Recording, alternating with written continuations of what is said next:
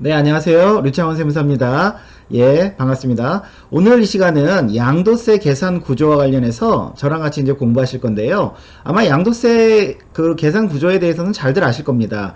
양도가액에서 그 취득가액을 빼고 필요경비를 빼고, 즉 내가 얼마에 사서 얼마에 팔았냐, 그 남는 차익에 대해서 연수에 따른 장기보유공제라고 하죠. 장기보유공제 빼주고, 그 다음에 1년에 한 번 1인당 250 공제 빼준 금액이 과세 표준이라고 그러고요. 그 다음에 과세 표준에다가 이제 세율을 곱한 게 양도세인데요. 저희가 쟁점이 되는 부분이 이 취득가액과 이 필요경비 요 부분들이 사실은 중요합니다. 그래서 요 취득가액과 필요경비 그 더불어서 이번에 바뀐 장기보유공제, 기본공제, 세율까지 한번 저랑 같이 정리를 하시겠습니다. 일단은 그 계산 구조는 이런데요. 저희가 이제 주요하게 좀 봐야 할 부분이 어디냐면 취득가액입니다.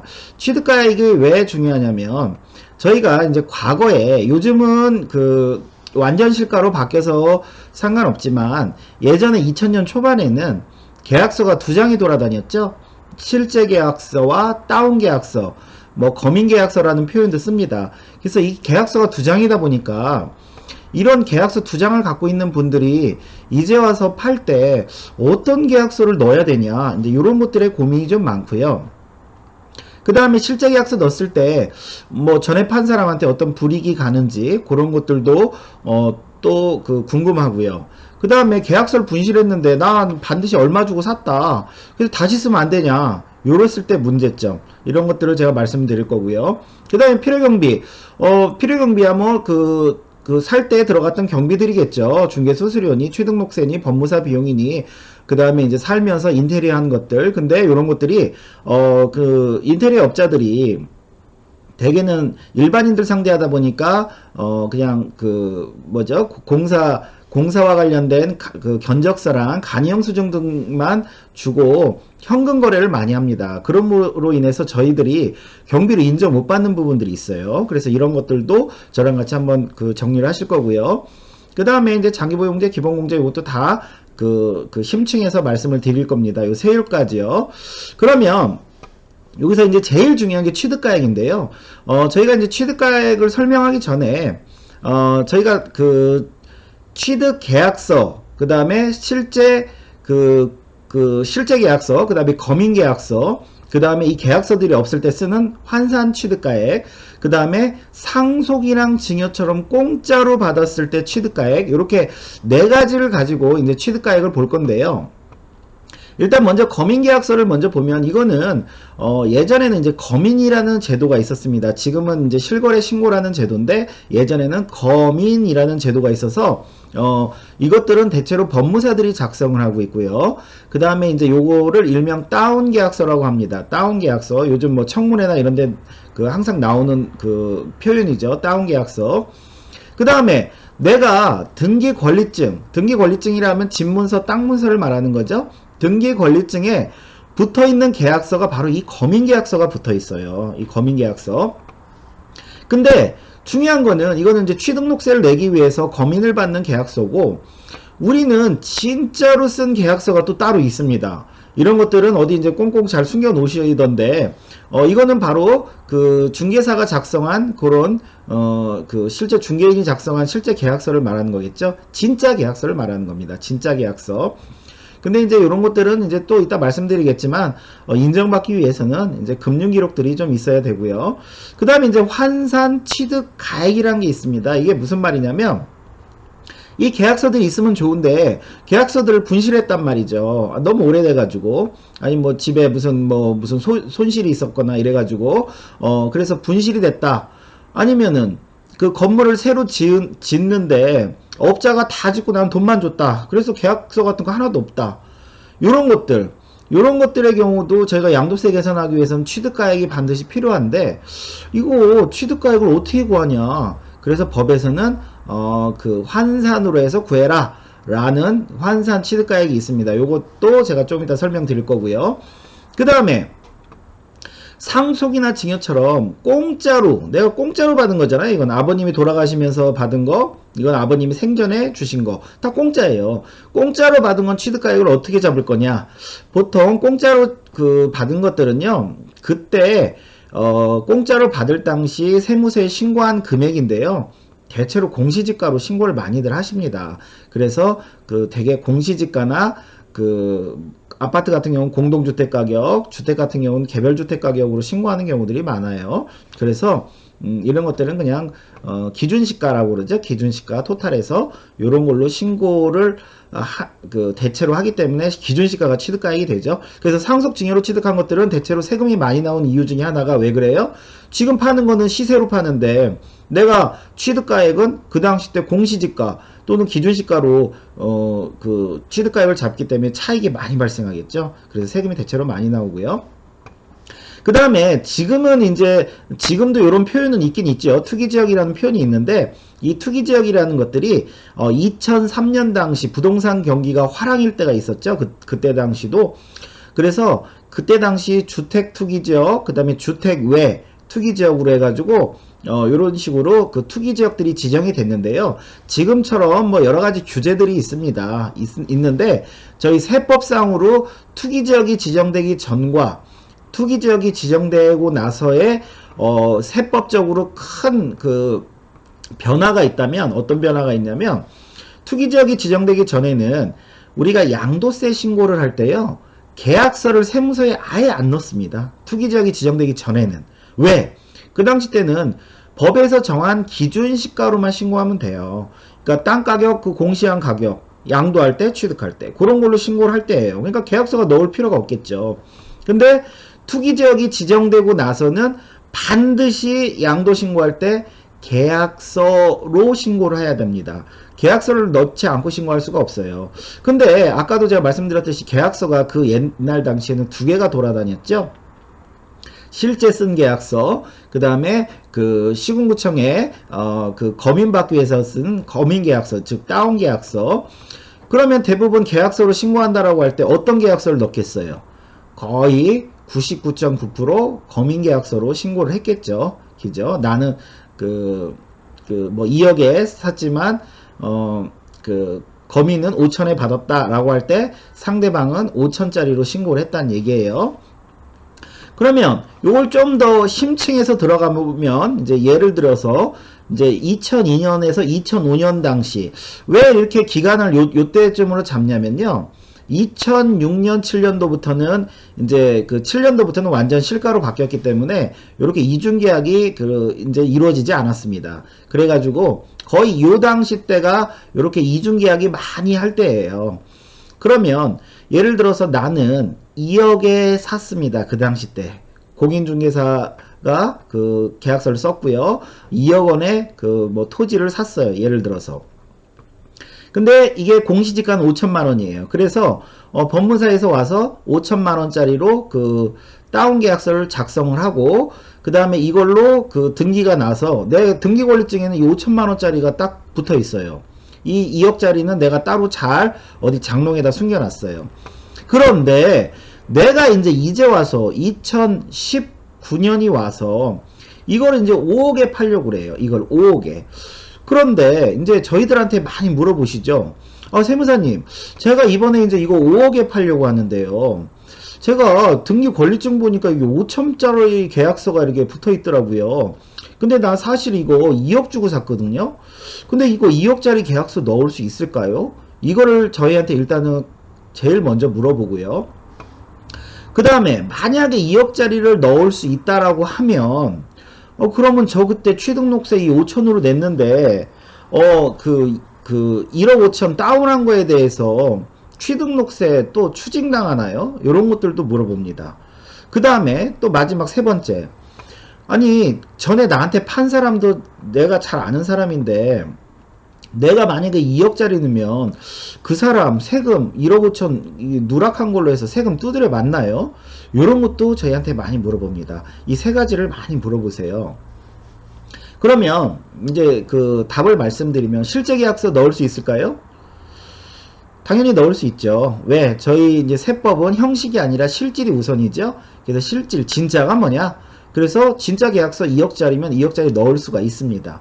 근데 하도 이제 그 가짜 계약서들을 많이 쓰다 보니까 2억짜리 딱 썼다고 해서 무조건 인정하지는 않아요. 왜? 그 예전 계약서다 보니까. 그러면 2억이면은 하다못해 뭐 잔금이 됐든 뭐가 됐든 돈이 오간 거 아니냐. 아니면은 그 당시 때 뭐 그 5천으로 써서 5천만 돈이 오갔으면 어찌됐건 간에 1억 5천 1억 5천은 통장에서 빼지 않았을 거냐. 그 뺀 금액이라도 소명해라.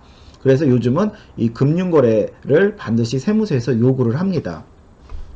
그래서 2억짜리 계약서를 쓸 수는 있지만 금융거래가 반드시 필요하다. 이런 거 좀 알고 계시고요. 그 다음에 취등록세. 취등록세는 추징 안 당합니다. 왜냐면 그 옛날 당시 이 다운계약서가 나온 그 취지가 왜 그러냐면 그 당시에는 과세표준 이상만 신고하면 된다. 그래서 가장 낮은 금액인 취등록세를 내는 가장 낮은 금액인 이 과세 시가표준액으로만 신고를 한 거기 때문에 뭐 문제될 건 없습니다. 그래서 취등록세는 추징 안 당하고요. 그 다음에 뭐 이제 그 제척기간이라는 것도 있으니까 그 기간이 지났기 때문에 또 취등록세는 추징 안 당하겠죠. 근데 이제 문제는 전 매도자는 이제 양도세 두드려 맞냐, 내가 2억짜리 넣으면 두드려 맞냐, 이 사람 5천으로 신고했으면 1억 5천 누락한 건데 두드려 맞냐, 이제 이런 것들을 많이 물어보시는데, 이거는 내가 투기지역이 지정되기 전에 샀냐 후에 샀냐에 따라서 틀립니다. 이제 여기는 조금 어려운데 잘 들으세요. 아까 제가 투기지역이 지정되기 전에는 뭐라고 그랬어요? 양도세 신고할 때 계약서를 안 넣는다고 그랬죠? 투기지역이 지정되고 나서는요, 반드시 계약서를 넣는다고 그랬죠? 예. 그러면 투기지역이 지정되기 전에 내가 샀다란 얘기는 나한테 판 사람은 세무서에 계약서를 넣었을까요? 안 넣었을까요? 투기지역이 지정되기 전에 내가 샀다. 그럼 나한테 판 사람은 그 계약서를 세무서에 넣었을까요? 안 넣었을까요? 당연히 안 넣었죠. 왜? 투기지역 지정 전에는 양도세 신고가 기준시가가 원칙이었기 때문에 계약서를 넣을 필요가 없어요. 그러니까 내가 이제 와서 2억짜리 계약서 넣으면 문제 돼야 한대요? 전 매도자한테? 아무 문제 안 되죠. 왜? 뭐 그 당시 때는 뭐 계약서 넣는 신고가 아니었으니까. 근데 문제는 투기지역이 지정되고 나서 샀을 때는 이제 문제입니다. 예. 왜 문제가 되죠? 투기지역이 지정되고 나서 내가 샀다는 얘기는 나한테 판 사람은 어떤 신고를 했다는 거예요? 반드시 계약서 신고로 했다는 얘기죠? 근데 아까 제가 이 계약서 뭘로 신고했다라고 했어요? 거의 99.9% 다운 계약서로 신고했겠죠? 즉 5천짜리로 신고를 넣었단 말이죠. 그러니까 세무서 전산에는 5천이라고 딱 찍혀 있어요. 그런데 예전에는요, 저희가 2억짜리 계약서를 넣으면요, 저희 거를 인정을 해주고, 무조건 인정해주고, 이 전 매도자한테 세금을 어마무시하게 두드렸습니다. 어마무시하게 두드렸어요. 그래서 예전에요, 이런 이렇게 이중계약을 한 사람들이 실계약서 넣어가지고 전 매도자들 뭐 10년 안 됐는데 막 세금 두드려 맞은 사람들 막 숱하게 많았습니다. 예, 엄청 많았어요. 그런데 이제 세월이 흘러서 2002년, 2005년이면 지금 2019년이면요. 지금 이제 이미 10년이 지났죠. 10년이 지났죠. 그러다 보니까 우리가 이제 법률에서 공소시효가 있듯이 저희 세법에도 제척기간이라는 게 있어요. 세금을 때릴 수 있는 그런 기간을 말하는 건데 최장 10년입니다. 사기 기타 부정한 행위일 때 10년. 그래서 이 10년이 적용이 되는데 만약에 내가 실제 계약서를 넣었어요. 그래서 이제 세무서에서 보니까 전 매도자가 5천으로 신고했어요. 이 사람 1억 5천 누락했네. 세금 때려야겠다고 때리려고 딱 봤더니 어때요? 10년이 지났어요. 10년이 지나서 때리고 싶어도 못 때립니다. 전 매도자한테 세금을. 그러면 이제 세무서가 좀 약오르잖아요. 그래서 내 계약서를 인정을 잘 안 하려고 그래요. 2억짜리를. 그러다 보니까 금융거래를 이제는 반드시 갖고 오라고 합니다. 너 금융거래 안 갖고 오면 이거 인정 못해. 이거 내가 다시 쓴 건지 어떻게 알아? 금융거래 꼭 갖고 와. 이제 이렇게 좀 입장을 바꿨습니다. 세무서에서. 그렇기 때문에 다시 말씀드리면 실제 계약서와 다운 계약서가 있을 때는 실제 계약서는 넣을 수 있지만 금융거래가 필요하다. 이제 이런 게 좀 중요하고요. 그 그 다음에 간혹 가다가 이제 실제 계약서를 분실하신 분들이 있어요. 이런 분들은 어떻게 하냐, 이런 분들은 어떻게 하냐. 그래서 아까 제가 말씀드렸듯이 실제 계약서 없는 분들은 법에서 추정가액, 즉 환산가액을 써라. 공시지가 비율로 환산가액을 구해라. 라고 그 취득가액을 잡으라고 하는 방법이 있고요. 환산가액은 뒤에 가서 또 말씀을 드릴 거예요. 그리고 간혹 가다가 분실했다고 해가지고 자기가 그냥 임의로 계약서를 작성하시는 분들이 있어요. 이거 걸리면 큰일 납니다. 이거 걸리면 큰일 나요. 저희가 예전에 실무하다 보면요, 이거 계약서 잘못 작성해서 걸린 사례가 되게 많아요. 대표적인 게 이런 거죠. 계약서를 작성했는데 뭐 2003년도 계약인데 계약서를 뭐 그때 어떻게 보면 계약서 양식이 다 틀리잖아요. 근데 그 계약서 양식을 2018년도 뭐 한국공인중개사 협회에서 발행한 계약서에다 쓴 거예요. 당연히 걸리죠, 그런 것들. 예.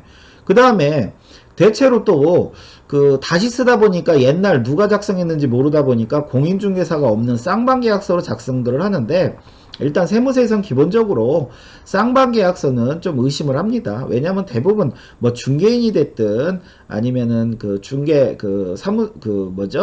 이페인이 됐든 공인중개사가 됐든 누군가 가서 써주는 게 일반 상식이지, 뭐 본인들이 물론 거래도 할 수 있지만 대체로 그렇지는 않다 이거죠. 그래서 계약서 같은 거는 재작성하다가는 이건 조심하셔야 돼요. 이건 큰일 납니다. 그리고 이제 만약에 허위 계약서 작성했을 때 이런 거 판명되면요, 어떤 비과세나 어떤 감면 혜택을 받을 수가 없습니다. 그래서 이것도 조심하셔야 돼요. 그러면 이 환산가액이라는 거에 대해서 저랑 조금 더 설명을 드리면 이런 내용입니다. 내가 이번에 5억에 파는데 예전에 얼마에 취득했는지를 모른다는 거죠. 이거 그러면 어떻게 구하냐, 이거 도대체 양도세 신고하려면 이거 구해야 되는데, 이럴 때 어떻게 구하라는 얘기예요? 공시지가를 구해라. 일단 지금의 공시지가, 그 다음에 취득할 때 공시지가는요 그 어느 때 거라도 다 구할 수가 있거든요. 그래서 이 비율이 10배 때였냐, 그러면 10배로 나눠서 역으로 10분의 1로 해서 취득가액을 5천을 잡으란 얘기예요. 이게 10배 때 했으니까 역으로 이걸 10배를 이렇게 나눠주면은 요 취득가 금액이 나오잖아요. 그래서 요 금액으로 하라는 게 환산 취득가액을 이렇게 구하라는 내용입니다. 그리고 이제 우리가 건물 지을 때도 마찬가지죠. 예를 들어서 내가 3억에 땅을 사서 뚝딱뚝딱 건물 지어서 10억에 이번에 팔아요. 이럴 때 건물가액 어떻게 구하냐? 이럴 때요, 이 10억을 일단 토지가 건물가로 저희가 나누죠. 기준시가 비율로요. 그래서 토지는 예를 들어서 5억이 되고 건물도 5억이 돼요. 그러면 토지는 내가 3억에 사서 5억이니까 2억이 남죠. 근데 건물은 얼마 지었는지 모른단 말이에요. 이럴 때 어떻게 구하라? 건물 지을 때, 준공할 때 건물 과표, 그 다음에 이번에 양도할 때 건물 과표, 요 비율로 요렇게 똑같이 요 비율로, 공시지가 비율로 구하듯이 그 비율로 구하라는 거죠. 근데 보통 지은 건물들은 대체로 이렇게 과표가 비슷합니다. 뭐 1년 정도 지나도 비슷해요. 그래서 거의 건물에서는 차익이 이렇게 안 나옵니다. 거의 양도가액이 5억이면 취득가액도 5억 이런 식으로 잡혀요. 되게 그래서 땅을 사서 건물을 지어서 파는 사람들은 되게 토지에서만 차익이 많이 나온다라고 보시면 됩니다. 그래서 다시 정리해드리면 취득가액과 관련해서는 예전에 다운계약서와 실제계약서가 있을 때 실제계약서 넣을 수 있다. 넣을 수 있지만 반드시 금융거래비용이 필요하다. 그 다음에 취득록세는 추징 안 당한다. 그 다음에 전 매도자는 이미 제척기간이 10년이 지나서 그 사람들한테는 어떤 세금 추징은 할 수 없다. 그러기 때문에 더더군다나 내 이 금액을 인정을 안 하려고 한다. 그래서 반드시 금융거래로 소명해야 된다라는 거고요. 그 다음에 계약서를 분실했을 때는 절대 계약서를 재작성하거나 이러면 절대 안 되시고 법에서 정한 환산가액이란 걸 써라. 환산가액이란 건 뭐냐? 취득할 때 공시지가, 양도할 때 공시지가 비율로 해서 구하라. 이런 내용이고요. 건물 신축할 때도 마찬가지고요. 그 다음에 필요경비가 있는데요. 필요경비는 뭐 대체로 잘 아실 겁니다. 뭐 취득록세, 법무사 등기비용, 중개수수료, 뭐 양도시 컨설팅 비용 이런 거에 있는데요. 16년도에 그 법이 그 조금 바뀌었습니다. 어떻게 바뀌었냐면 예전에는 그냥 뭐 견적서가 됐든 간이영수증이 됐든 이런 것만으로도 인정이 됐는데요. 16년 2월부터는 반드시 요 세 가지만 인정할 거다. 세금계산서, 현금영수증, 신용카드만 인정할 거다. 라고 이제 발표가 났죠. 그러다가 보니까 일반 개인들이 아파트나 뭐 아니면 주택이나 뭐 이렇게 공사 좀 하고 이런 거를 그 법 지식이 없어서 잘 못 받는단 말이죠. 그러다 보니까 너무 억울한 거예요. 돈은 나갔는데. 그래서 다시 18년도에 그러면 이런 걸 받든가 아니면 금융거래 비용을 입증해라. 요렇게 또 한번 18년도에 법이 바뀌었습니다. 그 다음에 이제 18년도에 또 뭐 명도 비용과 관련해서는 그간 인정을 안 하다가 어떤 요건에 해당되는 명도 비용은 인정을 하겠다. 이런 내용도 발표가 났고요. 그 다음에 장기보유 공제는 이제 얼마에 사서 얼마에 팔았냐 그 차익이 나오면 그거에 따라 공제해 주는 건데요. 이제 올해 19년도에 법이 그 바뀌었죠. 연수에 따른 2%씩 즉 3년에서 4년이면 6%, 뭐 6년에서 7년이면 6이 12%, 그 다음에 9년에서 10년이면 9이 18%, 그 다음에 12년이면 24% 해서 최고 15년 갖고 있으면 30%까지 이렇게 2% 예전엔 3%였는데 2%로 줄었습니다. 예, 줄었다라는 거. 그 다음에 이제 250 공제라고 그랬어요. 장기보유 공제를 해주고 나면 그 1년에 딱 한 번 250 공제를 해줍니다. 그래서 250 공제를 할 때 뭐 세금 절감 효과가 어떠냐, 왜 제가 이 절감 효과까지 썼냐면 일반인들이나 모든 분들이 기본공제가 세금 그 계산할 때 이걸 항상 물어보시고 굉장히 중요한 공제로 아시는데 뭐 실상 그 250만원에다가 내가 세율이 6% 구간이면은 뭐 한 16만원 주는 거고요. 그 15% 구간이면 뭐 250 공제로 인해서 뭐 40만원, 그 다음에 최고 세율 구간이면은 한 115만원 정도, 115만 5천원 준다. 요 정도 세금 절감 효과가 있다라는 거고요. 그 다음에 분양권 같은 경우는 세율이 보통 55%죠. 주민세 포함해서. 그래서 250만원 넣었을 때 분양권 같은 거는 세금이 한 137만 5천원 정도 준다. 이제 이런 것들, 얼마 정도, 250 공제로 인해서 얼마 정도 주는지, 이제 이렇게 그 표로 나타낸 것이고요. 그리고 간혹 가다가 그 양도세 계산할 때 저희들한테 이렇게 말씀하시는 분들이 많으세요. 세무사님, 저 이번에 그 파른 거에다가요, 250 공제 하지 마세요. 제가 요 다음 달에 그 분양권 팔 때 그때 세율이 높거든요. 그때 250 써주세요. 이런 분들이 있으세요. 아니 그거는 저희 맘대로 이렇게 선택하는 게 아니라 먼저 양도한 것부터 순차로 적용하라고 법에 나와 있거든요. 그래서 먼저 판 거부터 250 공제를 써먹는 거라는 거, 이거는 좀 그 주의하시고요. 그 다음에 이제 마지막으로 세율입니다. 세율.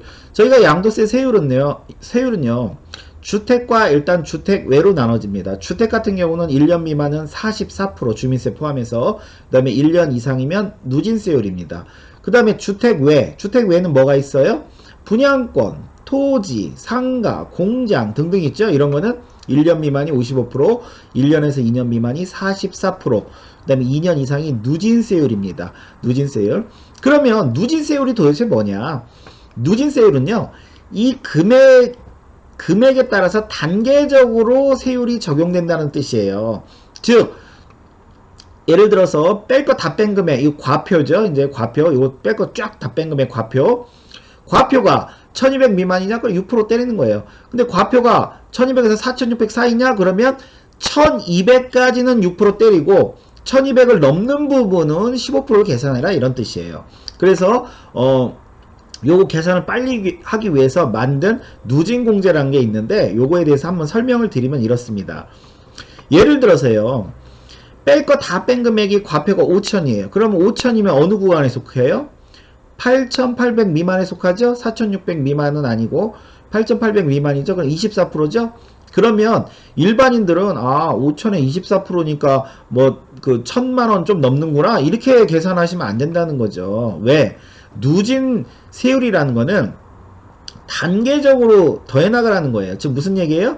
1200까지는 6%, 그 다음에 4600에서 1200 사이는 15%, 그 다음에 5000이니까 4600에서 5천까지는 24%를 적용하라는 거죠.